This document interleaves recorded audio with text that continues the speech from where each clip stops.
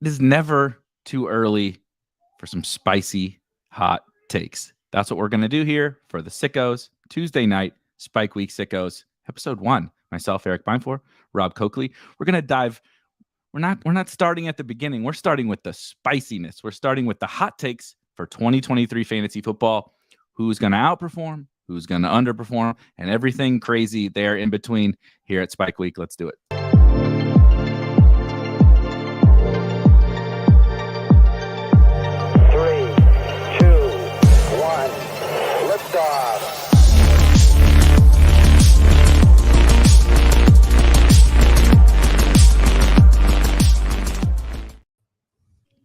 Dude, we got to get somehow we need to contact Elon and the powers that be within the internet and get them to scrub the hot dog video from the internet so that every stream doesn't get it, because I can't do the hot dog thing in for much longer. Having to talk for an hour after hearing about hot dogs every day is a little bit of a struggle. Also, I guess it is somewhat correlated to a hot take. Mm-hmm. A hot dog would be somewhat correlated to a hot take, which is what we're going to do here today. New schedule, week 1 here at Spike Week. Tuesday night is for the Sickos. We're going to get into on Tuesdays kind of a little bit of everything. We're going to dive into some of the fun stuff that we can do with the tools that we have, but just tons of different best ball, strategy, sicko talk, right? That if you're in the Discord, which there's a link to in the description, there's a lot of it's May 2nd and we're talking about, can you draft teams with only Jalen Hurts as your quarterback, right? We're that's the kind of sick strategy stuff that we do here. And so we're going to try to translate some of it here to this Tuesday night show. And what better way to start it than with some spicy hot takes to get out ahead of the summer and see how accurate we can be with some of this stuff predicting it in May. I'm ready to do this. I have one that I'm been workshopping for the past 2 weeks that I wasn't ready to release yet, but what the hell? This is a kickoff show. Let's go with one of the spiciest takes and we'll talk about it shortly. So really quickly, I'm going to make you go first too by that from that now. But really quickly, if you're hanging out with us and you're in the chat, obviously, of course, give us a like and subscribe. You probably already do that if you're here hanging out with us. So we appreciate you. If you have something you deem as a spicy hot take, drop it in the chat. We'll bring it up. We'll walk through your guys' takes too. Can you one up us on the spiciness level of your take here on May 2nd, 4 months away from the first football game? We want to hear it all. I want to hear it. It's not just Rob and I up here giving out our takes, but let's just hop right in. Rob, hot take number 1. I'm going to be starting similar to how when we did the hot wings, the hot sauce draft. Which also has ruined my life. Both of those drafts did. I'm gonna go start with like you said, lukewarm, medium, right? Something you might actually eat when you're out somewhere, as opposed to the straight fire that burns a hole in your stomach. We'll get to those later. All right, I'm gonna start with the devil's blood and just jump right to the end of the line here. Okay. We've been talking about quarterbacks ad nauseum for the past few months. So I'm going to give a quarterback take. We have 3 quarterbacks in the second round right now. We have Jalen Hurts, we have Patrick Mahomes, we have Josh Allen. There's a lot of good players around them, right? You have your Amon-Ra's, you have your Saquons, you have your Nick Chubbs, your Jalen Waddles. So to get overweight on those quarterbacks is going to be a difficult proposition, correct? If you wanted to be overweight on any of them. I'm of the mind that I am probably cold fading Josh Allen this year completely. I think of the 3, Jalen Hurts provides the most upside based on what he does in that offense, based on the way they use him, based on the way I still think they want to use him. I don't think we're shown any indication that they want to give up his rushing upside in, 4th and 1, 4th and 2, goal line situations. I think all of that is still on the table for Jalen Hurts. It's also still legal. The old tush push is still illegal. So that the NFL hasn't taken it away from him either. So there's that. There's Patrick Mahomes, who I think is the safest quarterback to throw for 303 almost every single game. So if you're looking to win regular season money, Mahomes is going to be your guy, probably, as well as Jalen Hurts, I would say. So that leads me to believe that Josh Allen is the odd man out. I think they're changing that offense a little bit to protect him. I'm not saying they're going to protect him 100%. He's still going to do his Josh Allen things. We saw half of the year last year, though, maybe because of injury, he wasn't doing what he can do at his ceiling. And I think that they are really worried in Buffalo. I did love the Dalton Kincaid pick, right? The moving up to get Kincaid. I like that for them. But as it stands, if I can't get what I got with Mahomes last year, right? Because he's not a 5th round pick anymore. I'm not going to have 50-something percent of Mahomes. But if I want 12 to 16% of Hurts and Mahomes, something's got to give. It's got to come from somewhere. Yep. It's got to go from somewhere. And unless he falls drastically or, dramatically in the second round is like 3 or 4 picks, right? Both the other guys are gone. I'm going to have very limited to no Josh Allen exposure this year. This is interesting because I think it sounds incredibly spicy.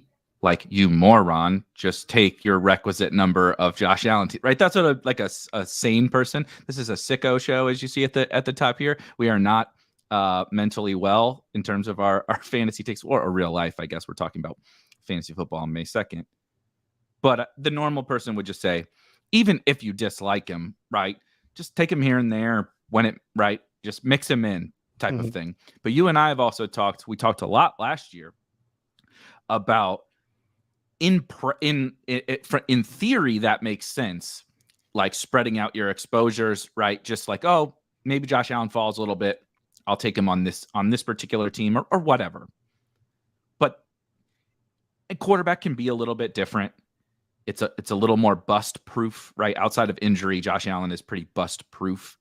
But what we talked about this, I don't remember what show during the offseason, where it was actually one of my biggest regrets was doing that. And I'm not saying you have to take huge stands on any one individual player, right? If you want to be a flat exposure bro, you can still do that while not forcing players you don't want to take.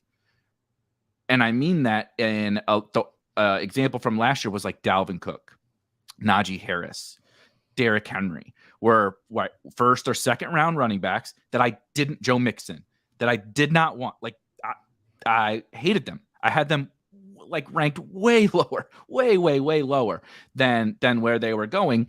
But because I succumbed to that idea of like, oh, look, Dalvin fell 8 spots past ADP. Still not where I have him ranked, by the way. But when you're in the draft and he's at the top and you're like, I really haven't taken Dalvin, this seems like a good time to take him. And then you take him, and then you get to week 12 of the season and you're looking through your exposures and you're like, oh yeah, I was underweight Dalvin, right? I had 2% or whatever. And it's like, yeah, but that's 2%. That's 3 teams that could have been AJ Brown or Tyreek Hill or these guys who are actually good, right? The guys that I wanted to draft.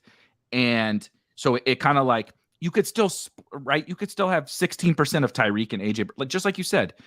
You get 15 or 16% of Hurts, Mahomes, and the other second round picks. I love the second round. Second round's awesome this year. Yep. Like you can still be kind of a flat exposure bro if you want to. If you don't want to, then obviously this conversation is totally fine. But like what you said there was the big thing that stuck out to me more, even probably more so than just fading Josh Allen. It was, I prefer these other guys. I have concerns about Josh Allen. I don't have concerns about them. So I'm not going to waste my bullets. I only have 150 of them. If I'm maxing, God forbid, right? If you don't max one of these tournaments, you only have X amount of bullets. Like in practice, right? 10% of your 150 is 15 teams. That is not a lot, man. Like you're only going to get so many combinations, right? You could hit the nuts on those 15 teams with Josh Jacobs, but you only got 15 combinations of that around Josh Jacobs. And it's hard to nail that in only 15 teams. So when you waste your bullets on guys you don't want to waste it on, I think that's really important. So that was kind of what I was thinking. But my first take actually was, it's so funny. correlated perfectly with your take. And the thesis being, Josh Allen has admitted to potentially running less. I think we saw some signs that they don't want him to run as much. I think it's a matter of time before he gets injured running the way that he does. It's not just the running, right? If you run like Kyler, I know Kyler, it's a bad example. Kyler blew out his knee, but like, right, Kyler never gets hit when he runs. He's a little jitterbug, runs away and slides, right? Jalen Hurts really doesn't get hit either, other than the goal line thing. He goes out of bounds and goes down. Allen runs like a freaking high school like linebacker playing quarterback. He's just Cam Newton. He's Cam Newton. He's just running dudes over. It's only a matter of time. I think that they see that and he sees that too. And what better player to bring in on a fairly inexpensive cost at the running back position than a guy who just scored 1 billion touchdowns on the Patriots 2 years ago and is a freaking battering ram, an awesome in between the tackles runner. Like he's a flawed running back in terms of, right, he's not Christian McCaffrey, but like there's not that many guys better than Damian Harris pounding it up the middle, being efficient, running the football. We've seen that for years now. I think Damian Harris leads the NFL in touchdowns and gets to 20 plus touchdowns. I think that they just take Josh Allen out of that equation, limit the hits. Devin Singletary is gone, right? There's no Zach. Like, I'm not saying Zach Moss would be that guy, but it's him, a tiny little pass catching back in James Cook, a tinier little pass catching back in Nyheim Hines, and they just added Latavius Murray, who may not even make the team, probably won't make the team or won't be active on game days or whatever. He's the guy, man.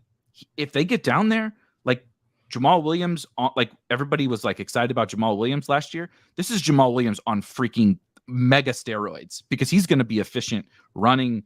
He can physically catch passes. I think Damian Harris, man, is just going to set the world on fire. So I'm calling, piggybacking on your Josh Allen fade, draft Damian Harris. Be overweight Damian Harris, be underweight Josh Allen because he's going to take all the touchdowns. I've been grabbing a ton of Damian Harris the entire offseason for multiple different iterations of these drafts. So fully on board with that. It does correlate perfectly. It's part of the reason why I will be overweight on Damian Harris and severely underweight on Josh Allen.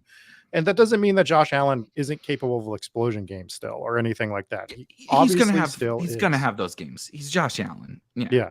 I just don't think it's going to be as frequent. And I think that the cost when the other two guys are around him, just would rather have those two guys, just like I'd rather have Damian Harris because of the cost and where he's going and for every reason you just brought up. So yeah, I think those are perfectly correlated takes. Do we want to snake draft this? Do you want to go again, or do you want me to go? Let's hit a couple of there's a ton of good ones in the chat. So let's do that. We'll both kind of give one, then we'll bounce a couple from the chat. Let me find, where was the one I wanted to mention? I thought this was interesting from Hacker saying, if you are drafting Josh Allen, the inverse to what we said, if you are drafting Josh Allen, he says to stack him with Mike Evans or DeAndre Hopkins because one of them will get traded to the Bills and they'll be that, right? The Gabe Davis we've been praying for 2 years is actually one of these guys. I think that's interesting if you really want to gal brain one of those. That's a way you want to get unique with the Josh Allen stack and you hit Mike Evans on the Bills. That sounds pretty good to me in the playoffs. Let me see. What was I? Oh, this one.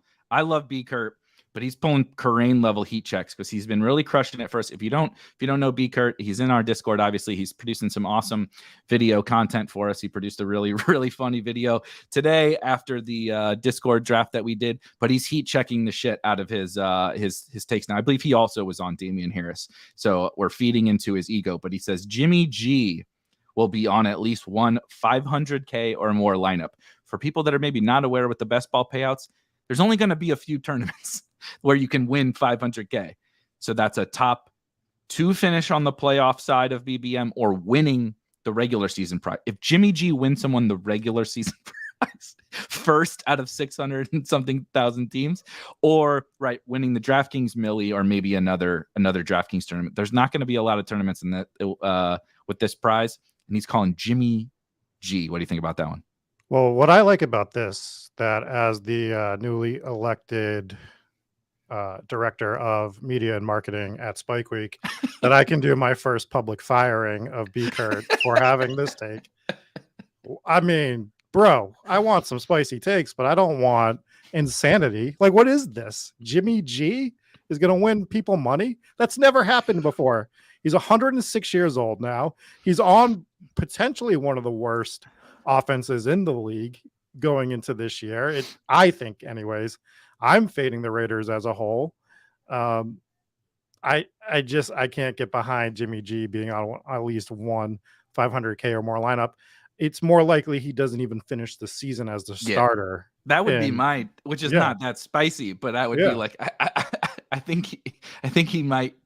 He's more likely to be benched by week 10 than he is to be on the, which like you said, obviously that's not spicy because the 500K is clearly more unlikely.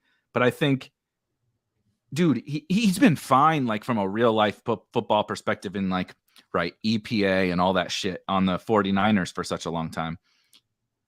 He's not on the 49ers anymore. Like, you know, I just don't. Devontae Adams is great. They have some skill position talent or whatever, but like, I've never seen a single thing, right? We know who Jimmy G is now. This isn't a young player, right? This isn't Jordan Love where we're like, okay, now it's his chance. We don't know. He probably sucks, but like, we don't really know. Mm-hmm. We know what Jimmy is, and it's certainly not a high upside fantasy option. And it'd be one thing if he was like coming from this Patriots team to somewhere else, you'd be like, maybe it was the Patriots, right? Maybe that was the issue. It's like he just came from the Kyle Shanahan makes Nick Mullins into a good quarterback. It doesn't get any better than that. So I love you, B. Kurt, but you're a madman. That's definitely extra spicy. We'll go back to you, and then I'll go, and then we'll just keep going in that order. Well, speaking of correlation, that Jimmy Garoppolo take goes to my next one. The two guys that I'm fading in the first round of these NFL drafts, I'm fading going forward Travis Kelce, and I'm fading Devontae Adams. I think taking Kelce currently as it stands. Now, Kelsey's an outlier, and if he has a year like last year, this is going to age very poorly. But if he comes down to earth at all, right? When you're investing capital in Travis Kelce right now, and and for me, I'm trying to get earlier quarterbacks. I know not everyone's trying to do that, but I particularly am. So when I'm doing that, I'm taking up 2 roster spots right there, and the wide receiver well dries up way faster this year than it ever has in the past. So I think taking Travis Kelce inherently just puts you at a massive disadvantage. It's not like a dislike of the player per se. It's a dislike of the roster construction that I'm getting on my teams. And I think on the flip side of that, Devontae Adams, for everything we just said about the Raiders, plus he's going to be 30 most of the year. He's not like over the hill or anything yet. But I think with the current construction of the team, this is the year he starts his decline. So if he's starting his decline, I don't want him in the first round. So there's guys around him that I would rather have. Garrett Wilson. I would rather have Garrett Wilson than I would Devontae Adams. I'd rather have CeeDee Lamb. I'd rather have AJ Brown. If I'm going wide receiver there's plenty of guys around him that I would just rather have. So that's what I'm looking at as we speak in the first round. I always try to throw away 2 first round guys every year if I think it's possible. And for me, it's easily going to be Kelce and Devontae Adams. Right. That's how you can get just a little bit overweight on a first rounder. Assuming you get it right. It assumes an equal distribution of picks generally. That's how you can get overweight on some of these other first rounders that you prefer, because we're just going to use basic rough math and say you're taking 2% of everybody, or you're taking 2% to everybody else, right? Because you remove 8% from Kelce, you remove 8% from Devontae Adams, you take that and put it onto everybody else. Now you got 10% of everybody. You want to move that around, right? A little bit more. You can do some different things. That's how you get 10 to 15% of a first round player. Like I'm pretty on board with this. I'm very anti Raiders this year. I think generally speaking, people overvalue Jimmy G because of the 49ers thing. I'm willing to be proved wrong. If he comes out and plays really well for the Raiders, I don't care. I'll eat my L. It's totally fine by me. But I don't think Jimmy – I think Jimmy is maybe the worst fit you could get for Davante Adams.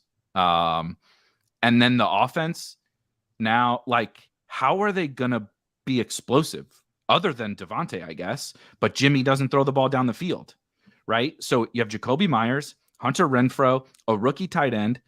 You're still going to run the ball with Josh Jacobs and Davante Adams. It's like they all do the same shit.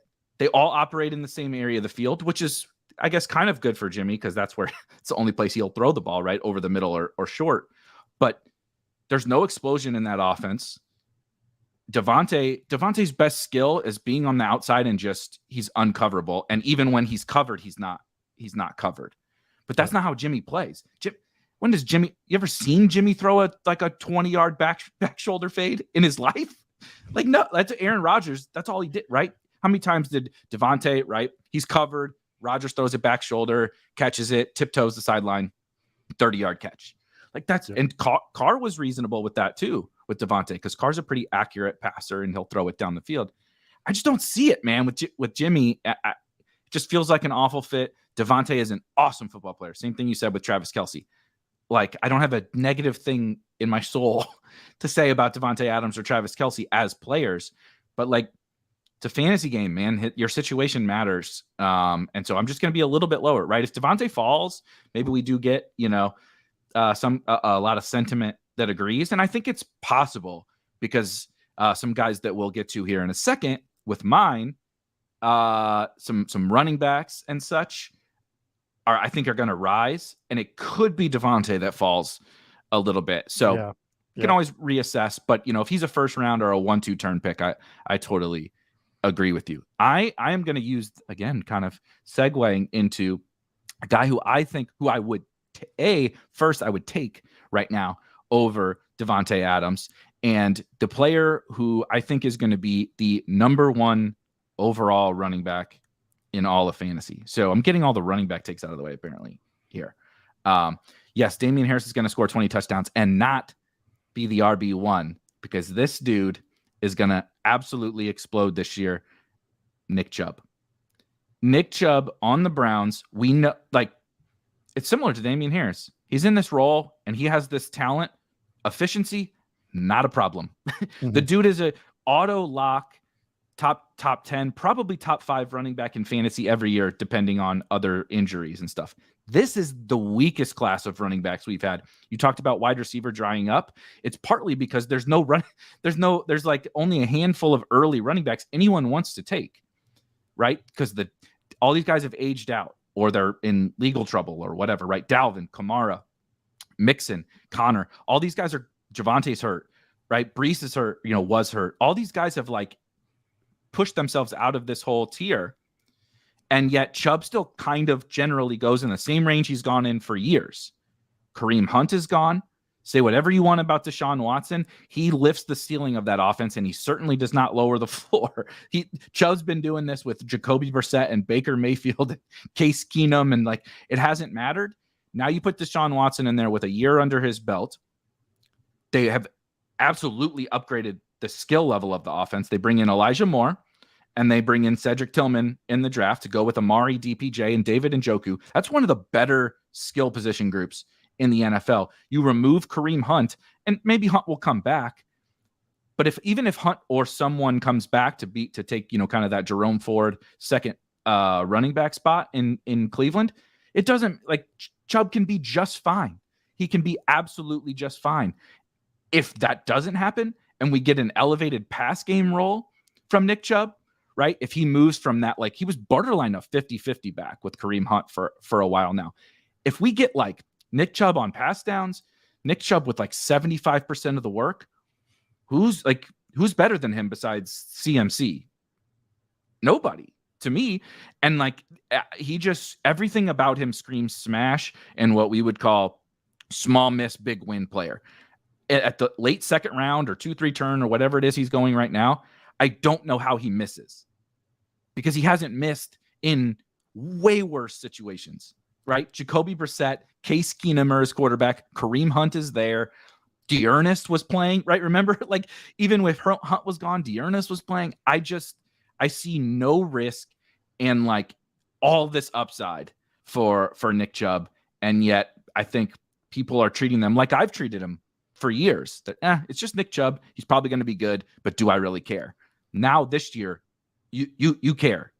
So I'm calling Nick Chubb RB1 overall. Yeah, it's interesting with Nick Chubb because as we see the dynamic of like who's getting drafted where change. So look at the first round. Remember when the first round was just running backs? Like essentially, like maybe a wide receiver or two squeezed in. So now as the running backs are getting squeezed down, the wide receivers are getting squeezed up. Chubb stays where he was last year, essentially. Maybe he's a little higher, but he's roughly right where he was last year. So he actually becomes an even bigger value because of that, right? So Yep. That's interesting. It actually goes into my next point, my next take, but we can go into the comments first if there's any that you see in there. I'm trying to pull up super quickly because Reeves, here we go. Nope, I lied. Reeves at Lord Reeves, Rich Rebar, had an awesome tweet about Nick Chubb in 10 personnel. For anybody that doesn't know what 10 personnel means, one tight end, or 11 personnel. I'm so sorry. One tight end, one running back, right? And then that obviously means 3 wide receivers.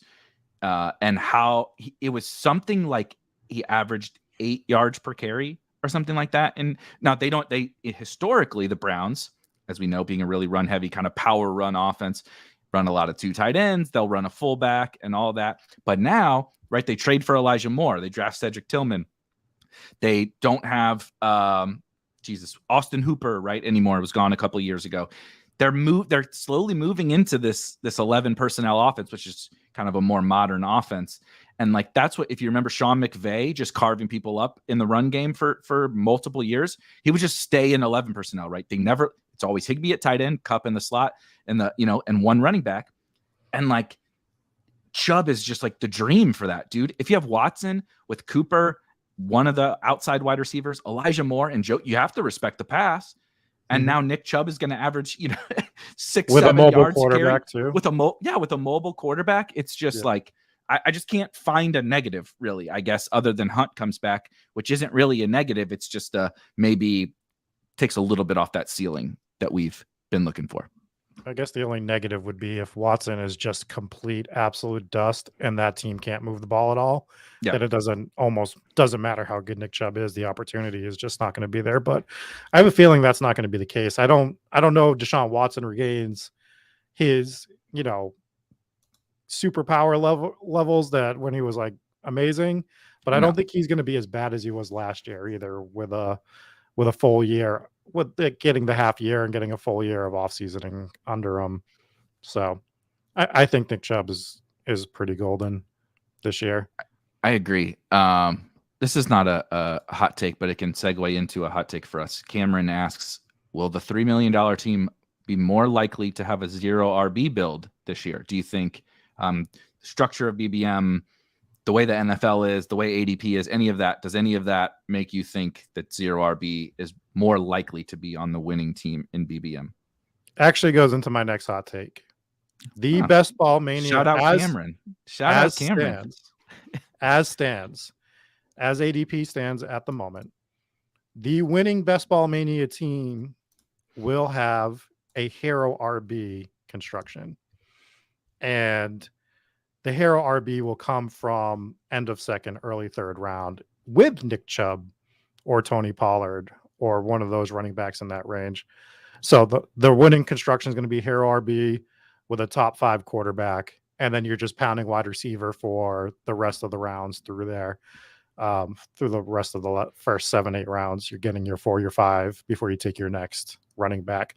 So I think hero RB as stands is the winning construction for Best Ball Mania. I think I go so back and forth because, like we talked about yesterday, there's so many of the Nick Chubb. I mean, I just talked about my affinity for Nick Chubb. Tony Pollard is kind of right there as the 1B to me in that range. That doesn't make sense to me. I think that they're both probably bad. I've been working on rankings and projections and all sorts of different stuff. And I keep toying with the idea of Pollard and Chubb in the back of the first round, ahead of Devontae, ahead of CD, ahead of some of those guys. I'm trying to figure out what to do, but they just feel more like that to me than 2-3 turn picks. On the flip side, there are running backs much later as well. Cam Akers' price doesn't make sense to me. And like we actually talked about this in the Discord today with a bunch of people, and people just kept saying he feels risky. And like I understand some of the concerns, right? He was supposedly, I guess, in the doghouse right at the beginning of last year. He was hurt a couple of years ago. And then to me, the real concern is like the Rams fell off the face of the earth last year. And is Stafford actually going to be healthy this year? Because if Stafford's not, then you're probably just going to get it all over again. However, he made his insane run down the stretch last year. No Kupp, no Stafford. You know, it's Tutu Atwell and Ben Skoranek and everything like that. And he was just still absolutely crushing. So he doesn't feel risky to me. They drafted a running back in the 6th round, Zach Evans. Cam Akers, Joe Mixon. I don't want to do the Joe Mixon conversation again, but people are finally figuring out like, he is going to be on the Bengals, and he's also not going to be suspended because the Bengals would have known that he was going to be suspended by now, and they would have fucking signed somebody like they're not, or drafted somebody or something, or traded for DeAndre Swift, right? They would have done something. So I think people are getting hip to Mixon, Akers. I think Dalvin makes a ton of sense around there. Our boy Damian Harris is extremely cheap. The Eagles guys are cheap. So I could, if ADP holds, to answer Cameron's question, I think it is more likely this year than ever that 0RB wins one of these tournaments, because that the range of round 6 or 7 to round 12 is like guys that used to go in the 4th round. You know, we make fun of the Josh Jacobs thing, but it was kind of like just a Josh Jacobs and David Montgomery type bit where, like, you know, the industry just didn't like those guys. It wasn't really that they deserved to go in the 0RB range. But like now there's all these, like there's so many of these guys that I just don't think deserve to be there relative to the whole kind of ADP market. And so I'll say it's more likely that 0RB wins this year, although I really love some of those early running backs too. So, but what I will say, I guess, to piggyback on that,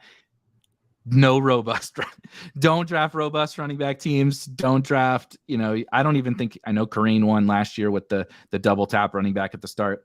At least right now, I would not do that. Maybe ADP will change. I don't expect that it will, to where it'll make running backs more attractive at the top. But I don't think you can draft a robust running back team with the way the ADP is right now, with the wide receiver stuff and then with the later running backs. So kind of a cheating answer, more so 0RB is more likely, but I think the biggest thing is avoiding the robust teams to me this year. My only pushback on that is if you get an early draft spot. So just looking at the one team that I've gotten in BBM with the 101 right now, I was able to grab Justin Jefferson, and then the 2-3 turn, I got Barkley Pollard. So that's ridiculous. That yeah, I mean, you get that, and I still, you know, my wide receivers, they're not as strong as I would like them to be. I got Christian Kirk, Godwin, Kadarius Toney, Alan Lazard. It's fine, right? It's fine. I still would have liked a stronger wideout somewhere in there, but I think you can do, and I think it's only viable from like the 1 or 2 spot, maybe 3 if you get really lucky, where you can go a wide receiver early and then double tap RB at the 2-3 turn. You can't do it. You definitely can't do it if you get a late pick. Mid to late picks, you're not going to be able to do it. But I think as it stands, and I don't, like we've talked about, this isn't going to stay for a while. Pollard and Barkley are not going at the like, I agree with you. If that happens and Chubb's there and Ramondre and Jacobs, all those guys, I think are great picks right there. I doubt that stands, but I could be wrong too. That could be totally wrong. We could be wrong, but I can't imagine it staying. I just can't imagine it not. I can't imagine them not moving 2 or 3 of these guys to the middle of the second round, especially when like more casual players come in. People love Jalen Waddle. I love Jalen Waddle. Casual player is going to come in and say, why the hell am I drafting Jalen Waddle over Saquon Barkley or Nick Chubb? And I understand it. Like, it's not like a terrible take by any means, but that's what they're going to come in and say. They were like, nope, give me Saquon, give me Pollard, give me Nick Chubb. And it's just going to keep moving them up and up and up. And I do think that's what the hero thing, right? Like right now, Dip your toes in once to that little pocket. Pollard, Chubb, Ramondre, Jacobs, Saquon, etc., and then get the hell out. Yeah. Get the hell out and just hit those wide receivers, and you'll be totally fine. All right, now let's hit some of these. Oh, God blessed. Felix shows up. Najee, RB1. I can't believe we got to do 365 more days. You fulfilled your commitment to Najee Harris last year, yeah. Felix. We don't need to do this anymore. He won you $1 million. You don't need to spend $1 million on Najee Harris. He's okay if you don't draft him. He's going to be fine. You've fulfilled your commitments. Please move on. We pray that you don't waste all your money on Najee Harris. Yeah, you have absolutely fulfilled your commitments. I totally agree. This is a funny one. I'll hit some of we'll pivot over to the comments. Mike Robb says, which tout will burn himself or herself out first and have a breakdown? No personal attacks, obviously, or anything like that. But I have thought it might be not necessarily have a breakdown, but what Peter Overzet is able to do, I'm still not sold that he's actually a human being. And he like, we've had the robot conversation fairly recently. The level of work that dude's able to churn out, the amount of streams, right? The newsletters, everything that he is able to do, serious shows, and a newborn baby is like, that is superhuman shit. So he would be the normal, if you didn't know him and he didn't have the sustained track record, I would not understand how Pete is able to do it. So I don't have a very good answer, but I just wanted to bring up that Pete is a goddamn savage. Well, I've already had my mental breakdown this year, so it's not going to be me, as me and you know, anyways. So yes. I'm off the table, I believe. It's got to be Kerrane, right? Kerrane. Although he won it's got to be tough to jump on a plane to Paris on a moment's notice and still try to get a newsletter out and try to draft. And I know like you can go lay in your bed of money and play the guitar and, play some, I don't know. What do you play when you're sad and you're rich? Is it like Jack Johnson or something like that? Just strumming the guitar to play some old Nickelback songs? No, I was going to say Nickelback. Yeah. But staring at a picture of his roster that he won with Coldplay. Some Coldplay. Yeah. So yeah, it's got to be Pat Kerrane. He's gonna be trying to jet set all over the place. We've seen the behind the musics on VH1 back in the day. Yeah. What this does to people. So Kerrane, you're going down, and we all know it. Have you seen? There's a new series on TNT or one of those or whatever called Rich and Shameless. Yes. Which is it's actually pretty entertaining. They go behind the scenes on like the Girls Gone Wild guy and like some of those crazies or whatever. We may see Kerrane on there eventually because this dude is really pushing the limits of winning $2 million and being one of the best fantasy analysts out there. Immediately starting his own newsletter is a casual way to put it. He's starting his own company and content business. The newsletter is just the delivery vehicle, but he's on every show, which spoiler, he'll also be on Spike Week shows weekly. He's obviously doing ship chasing. He's doing his own podcasts and videos. He's doing every guest appearance under the sun. He's got dynasty rankings up. And as someone who does a million different kinds of rankings and a million different kinds of content, I can tell you that the burnout is real. And so, yeah, so actually a long-winded way of saying I'm impressed by so many of the people in the space, including those two guys. And this is not a complaint of, this is hard, but there's a lot of people really putting in a lot of work and a lot of good content out there. So shout out to all those guys. Let me see if there's one more that we can hit, and then we can jump back to this is two people said this one. I don't know that it's a hot take, but it's a take, and I think it's fine. Jeff says Cam Akers is this year's Josh Jacobs, and Cobra Kai also says Cam Akers feels like Josh Jacobs, right? He points out he and the coach mended their fences. Akers was a beast down the stretch, and the fantasy community has written him off and put him in this dead zone, just like they did Josh Jacobs. What do you think about that kind of parallel?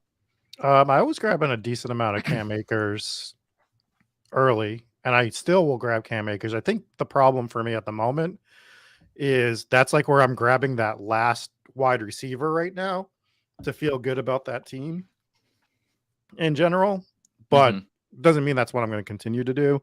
And as with these ADP shake up, that could change as well. But it's not. I have no problem with Cam Akers this year, especially where he's going. He seems like a smash in that range.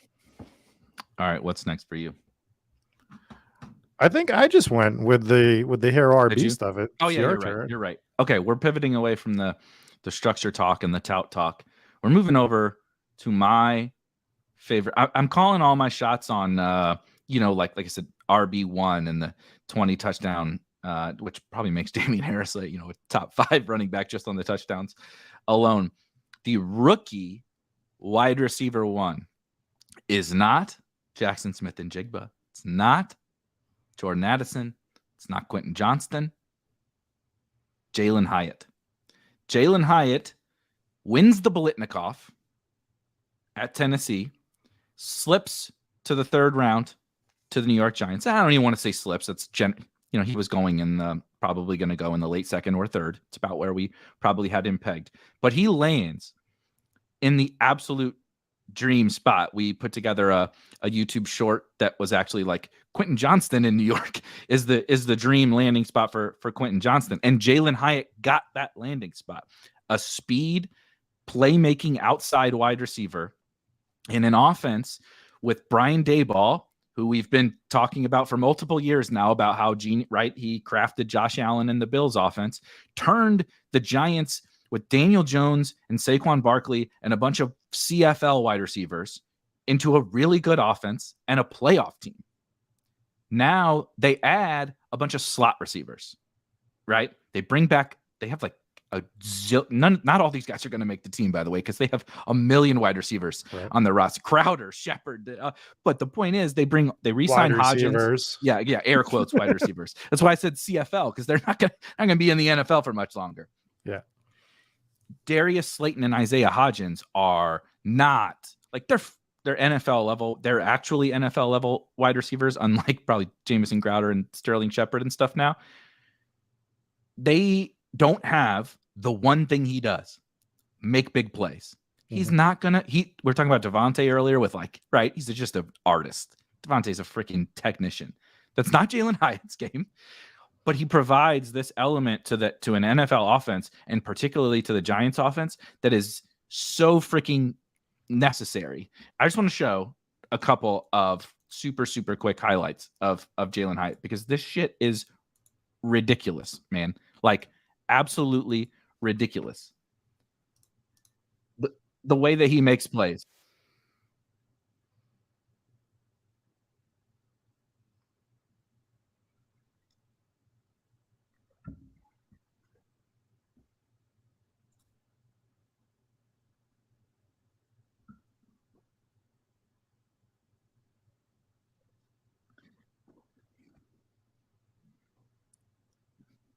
Just always open.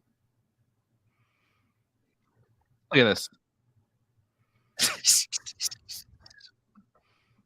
And got underthrown. He's ridiculous. He is not a wide receiver that you want to draft in managed leagues, because my God, do you never want to have to click that button and say, this is the week for Jalen Hyatt, right? Mm-hmm. He's not the NFL wide receiver that you're like, yep, next superstar, right? This is the next Devontae Adams. This is the next Stephon Diggs. That's not what I'm saying at all. But we are a best ball, company, and we're drafting best ball teams. He is the epitome of better in best ball, in the perfect landing spot to be better in best ball. He can make big plays.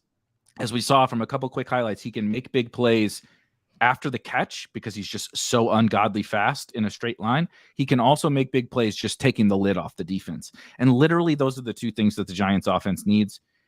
I think he's just going to have a monster year with he's going to have games where he goes 2 for 12, but he's going to have a bunch of 3 for 140 and 2 games. And I don't think that any of these other wide receivers are in that awesome of a spot to produce. They're fine. They're totally fine, but there weren't that great of prospects. I'm just in love with Jalen Hyatt at the price that he's at right now.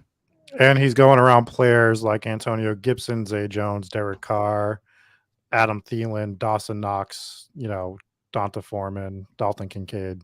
So it's kind of an easy smash where he's going, right? Especially if you're I looking for a don't wide receiver there. I don't really understand the price, to be totally honest with you. We get very infatuated with the new rookie wide receivers, especially if they get a good landing spot, right? Like, I know Sky Moore was a lot of a bit, but like Sky Moore lands somewhere attractive. Like Sky Moore was fine. Went to Western Michigan and was was good at Western Michigan. Jalen Hyatt won the Bolitnikov in the SEC and landed in also a really good spot, and he's going 137th overall, and the wide receiver's 60. Like, I don't get it. There's not a lot of late wide receivers I like. To your point, it falls off really, really fast. But he's one of the ones where I'm like, okay, if I get locked out of wide receiver, I need to be making sure he's in the queue.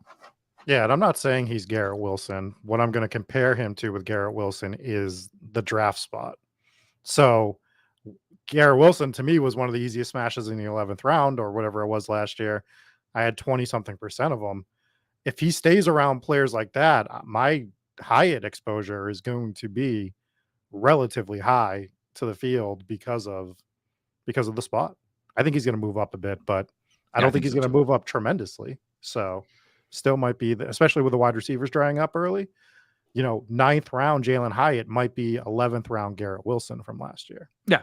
Yep. I think that's a totally reasonable take. Yeah, this is funny. One of the highlights was against one of the worst defenses in college football. Yeah, Sky Moore every single Saturday or Thursday was playing against one of the worst defenses in college football, and yet we were cool with him in the 7th round or whatever. That's just how it goes. That's college football. But I agree. I know Mike is just pointing out that's the college shit that's really, really hard. Is sometimes they're playing against guys who are about to be, accountants or car salesmen in a couple of months, and then other guys are playing against Georgia. Yeah. But Hyatt does play against Georgia and Bama and Florida, right, and all that. So it's pretty impressive to do what he did. Even, like I said, even being flawed, that's okay for best ball, right? In dynasty or your managed league. Like, I'm not telling you that he's a smash in your home league when you go draft against your buddies, because you're never going to start him. Right. So like, who gives a shit if you pick him, if you draft him, even if he's good, because you're never going to start him. In best ball, we don't got to worry about that. We just get to soak up all the big plays and enjoy it. That's the perfect way. He's the perfect pick for this format. Yeah, he gets you 4 or 5 weeks on a best ball team, then he totally pays off his ADP. And I think that's what some people forget with those later picks is the amount of weeks that, I think someday, somebody smarter than me should sit down and weigh out how many weeks a player in each individual round should actually be getting you scoring wise. Like, a first round wide receiver should be getting you 13 out of 17 weeks, right, in your lineup, and just go from there. I'm just throwing arbitrary numbers out, but I do think that's kind of how I think about it when I'm drafting. I don't have like a solid number in my head or anything, but it is something that goes through my mind. It's like when I talk about Darnell Mooney, it's like, okay, I'm drafting Darnell Mooney where I'm drafting him, not because I think he's the number 1 wide receiver on Chicago and he's going to have this crazy year. It's that when he gets his 3 to 4 weeks that he's supposed to be getting me, they could be potential blow up spots because of the way that he plays the game. So that's why I'm leveraging it and like putting it through like my process of drafting. And I think maybe we should do that at some point. Don't really know how to properly quantify it, but Al we says can make it happen. most of Hyatt's production came without Cedric. Well, good thing that the Giants didn't draft Cedric Tillman. Oh, then man. maybe that would be really tough. That'd be really tough. Did you know that Amon-Ra's production mostly came without TJ Hawkinson in his rookie season? I love you, Al. I'm just fucking around. But those conversations are always like tough. It's like, I understand what you are saying, but like, it also doesn't always really work that way, because that's how you get into like, Devontae Adams needs Jordy Nelson to be off the field, and then like, actually Devontae Adams is just one of the best wide receivers in the NFL. It's tough to play that balancing act. I think we're on to the chat hot takes here, and then we'll pivot back to us. There's a couple other good ones, but I cannot take my eyes off of this one that Vaporware just posted. Bijan Robinson will be the first rookie to run for 2,000 yards, and this is crazier than running for 2,000 yards, which is already an absurd feat. He will have more than 2,750 total yards, meaning if he just somehow gets to 2,000 rushing yards, which is absurd itself, he's also going to have 750 receiving yards, which would be one of the most impressive feats in the history of football. I mean, that is a hell of a hot take. I think Bijan's going to smash this year, but I think that I think people are kind of like overdoing it with him a little bit. I understand he's generational, but I think the coaching staff is going to probably not play him 110% of the snaps. I think he's going to be off the field a little more than people are expecting this first year. So, I mean, I could still be 80% of the snaps, which is still monumental, right? But he's not going to get 100%. He can't, right? They're gonna play Algier a little. So I think they're gonna play Algier more than. I mean, think about the Falcons. What happened all season, right? So we draft Kyle Pitts, we draft Drake London. All year, Arthur Smith is not getting him the ball, right? He's not throwing the ball to Kyle. And I know this is not always applicable. He did get some red zone targets, whatever. Not throwing those guys the ball, right? Michael Pruitt and these losers are getting touchdowns in the red zone. He's splitting the carries even when Algier is performing really well. I just don't think that Arthur Smith is ever going to do the stuff that we think that he's supposed to do. All logic says you draft a running back, you draft maybe the best or certainly, a top 5 running back prospect of all time or of the modern era. You should use him. You spend the 8th overall pick on him. He should get 85 to 90% of the work. That's just like what logic would say. Mm-hmm. I don't think Arthur Smith operates in our universe. I don't think he plays the same game that we play. I think he's totally fine, like giving Bijan like 65% of the work. Yeah. I know that sounds absurd, but Tyler Algier was awesome for them last year. Like, this isn't just like, I know Tyler Algier can't hold a Bijan's jock, but like, I just think that that's how Arthur Smith is going to operate. Again, willing to be wrong, and I hope I'm wrong because I'm still going to draft Bijan. I agree. The upside's too good. He's too good of a player. He's also too fun. Like, Jesus Christ, am I really going to draft 150? I drafted like 700 teams last year. Am I going to draft 700 and forego Bijan Robinson? No, but I'm seeing people putting him like 5th overall, 6th overall. I'm like, you're drafting Bijan over Tyreek, over Cooper Kupp? Like, I think that's spicy. And I think that's more of the consensus. So I'm going to take Bijan, love him. No real major issues, but I think I have a little bit lower expectations maybe than the entire industry. Yeah, it's totally fair.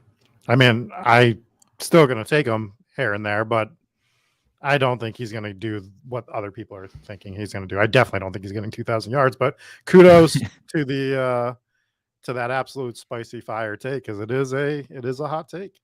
And if that's the case, Vaporware, you have to put your money where your mouth is, and you need to have like 20% of Bijan Robinson. If you truly believe that, you have to be smashing him over guys occasionally like Justin Jefferson.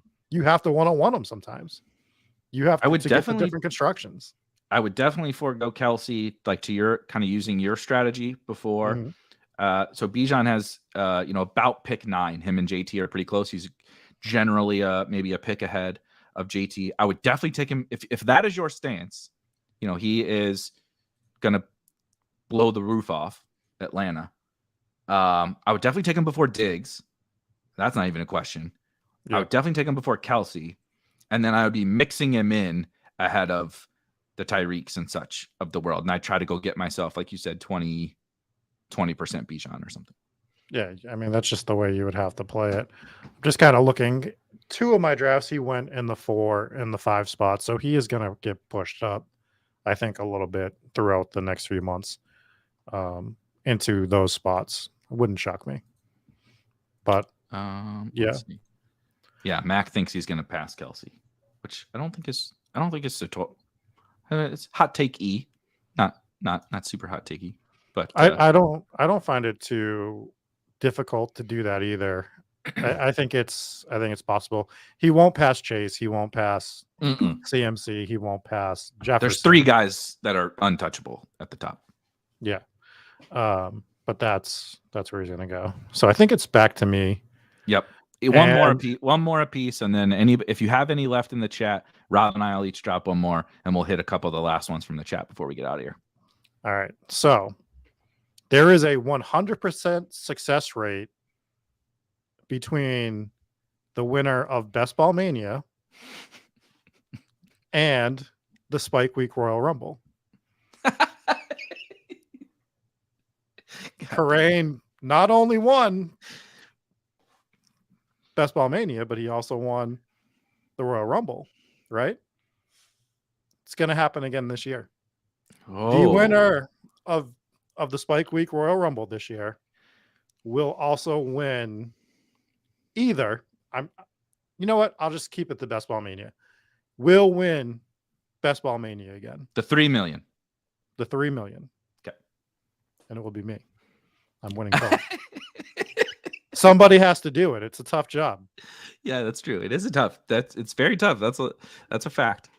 But and I will just say, even if it's not the winner of the Royal Rumble, somebody in the Royal Rumble does win Best Ball Mania.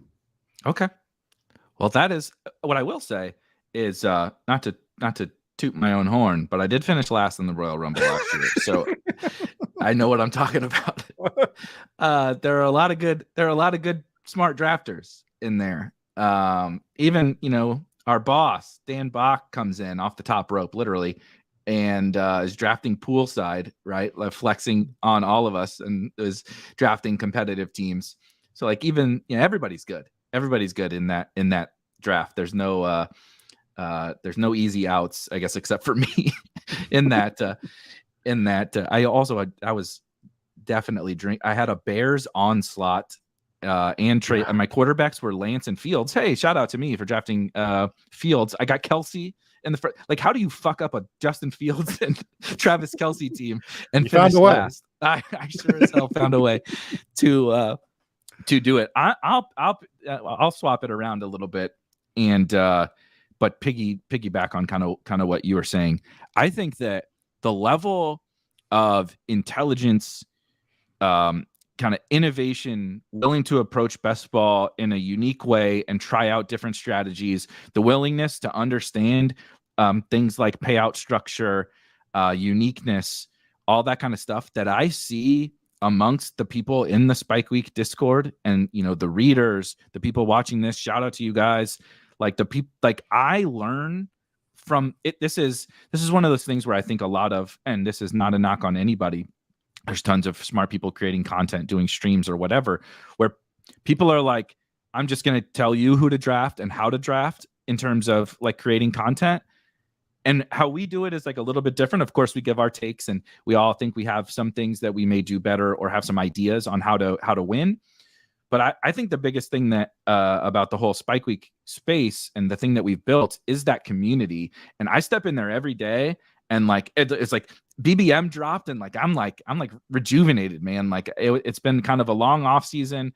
I was really kind of tired from the big board and the big board super flex, and you hop in there right now into the Discord, and my goodness, man, there's just like an infinite amount of smart people just like, what do you think about this? Or I ran this, like I got this model, and what do you think? Let me see what this spits out. People are reading right? Local news articles that like even Roto World isn't blurbing, right? And they're like, so like you have access to all these brilliant minds, and like in there is where you're going to spot the tournament winners. Mm-hmm. So like shout out to all of us touts in the Royal Rumble. I think the BBM winner, the DraftKings Millie winner this year is coming from that group, because it is freaking May 2nd, and the intelligence level and the thoughtfulness of the conversation and strategy and player takes and everything that's going on in there is like nothing I've ever seen. It's literally like nothing I've ever seen. I learn something every single day from the people in there. It's crazy. So shout out to you guys. I think this is going to be the most insane year ever for the sickos, man. I think there's going to be a whole lot of money coming down into Sicko Nation. So that's my alternate version of your final hot take. Yeah, and just to piggyback off of that, and just to continue your points, the community is very welcoming, right? So somebody new comes in, they are willing to have discussions. Coming from the poker community, I'm sure you don't follow poker like as much as I do, and I'm very much not in 15 years. Yeah, I very much like I follow it with a few people, and it's chaos. It's constant chaos. It's just a bunch of yelling and screaming and fighting, and people yelling, and Doug Pokes posting an apology video every other day, and not picking on him, but that's just what people are doing. It's just it's tiring.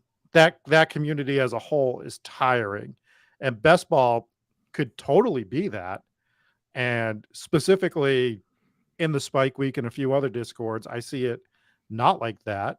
They are welcoming, they are open to discourse. Yeah, you'll get pushback, but that's what you want. I want pushback if I put something out there. Don't want like just blind, like, yeah, that sounds great. But it's civil pushback. So I think shout out to everyone that's in the Discord having these conversations. It's great to be part of this community. My other one, the Hometown Ghost Stories Discord, it's nice that one is nice and inviting. Like, it's so nice to just be part of stuff that is not tiring, just not like it, just to the point that you just have to give it up. And I love it. And I say all that, and I'm going to play in the World Series of Poker this year and just ruin my entire life. Yeah, right. Exactly. Before we get out of here, I just want to, we won't dive in deep on kind of the remaining hot takes that I've seen from everybody in here, but I just want to make sure to point them out. This was kind of funny. After the Bijan discourse, Billy Joe says, what if Bijan ends up like Trent Richardson 2.0? I mean, we certainly didn't think Trent Richardson would be Trent Richardson, but that would be spicy as hell if he's just a bust. Kobe Short says, hot take, a 1-3-13-1 build is viable right now. I actually agree. 1 quarterback, 3 running backs, 13 wide receivers, and 1 tight end. Maybe a smidge overkill, but I think it's fun, and I think those are the fun things to try out right now. Tank Dell. Real quick, speaking of the Discord, if you've actually drafted that team, Kobe, post it in the Discord so we can see it. I'm curious. Draft review. I want to see it in the draft review channel. Well, that would be a fun one to review. Tank Dell is going to crush playoff weeks. I like it. There was some fun Tank Dell conversation actually in the Discord. Vaporware, BBM4 fills before August 1st. That is spicy. Vaporware is bringing the heat today. Bijan's going to have 3,000 yards and BBM's going to fill before the preseason with 700,000 entries. That would be spicy. D Webb says, I'm calling Russ and the Broncos bouncing back. Sutton traded. Marvin Mims wins Rookie of the Year. I like it. That is also spicy. Kobe Short says, my hot take is you don't need that many live players in week 17. So that is an interesting one as well. I think that is about what we got here. And then just Jeff leaves us with, I love the Discord. Appreciate all the hard work you guys put in creating all this content for us maniacs. Yes, we are all sick in the head. So I enjoy it. It certainly doesn't feel like a job. Anything else before we get out of here? Just to go off of that BBM filling before August 1st, the one stat I saw today, I believe Rudman put it out there that as of today for Best Ball Mania 4, the entrance of Best Ball Mania 4 would have taken up 37% of Best Ball Mania 1. Yeah, so crazy. It would have already been a third of the way full for Best Ball Mania 1, which I find it funny, but it also just shows the growth of Best Ball. Yes, right? It's nuts in such a short period of time, man. 3 years, and this is where we are. Tons more content coming this week. First show with Karain, Little Spike Week, Legendary Upside crossover. Got some produced videos, draft reviews, all sorts of stuff. Make sure to subscribe so you can get access to all that as soon as we drop it. And of course, that Discord that we talked about, 100% free. 100% free to hop in that Discord, and there's a link there in the description. For myself and for Rob and for all these dogs and all you guys, we will see you guys.